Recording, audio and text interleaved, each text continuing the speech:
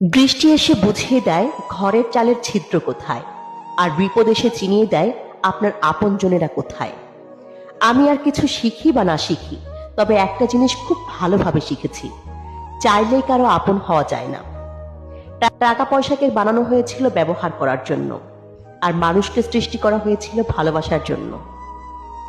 অথচ মানুষ টাকাকে ভালোবাসে আর মানুষকে ব্যবহার করে। তুমি বদলে গেছো, তাতে আমার কোনো দুঃখ নেই।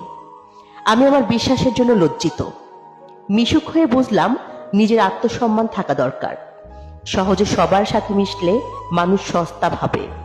যদি কখনো বুঝতে পারেন কারো লাইফে থাকা আর না থাকা একই ব্যাপার, তাহলে সেখান থেকে সরে আসাটা আপনার জন্য ভালো।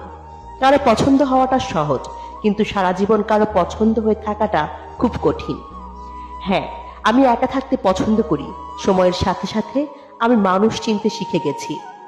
একসময় যাদেরকে নিজের কাছের মনে করতাম, তারাই বুঝিয়ে দিয়েছে যে কাছের বলতে কেউ হয় না।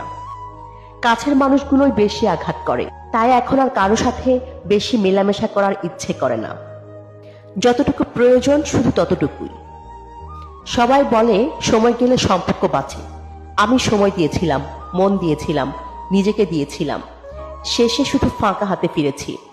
কারণ মানুষ চায় সুবিধা, সময় না।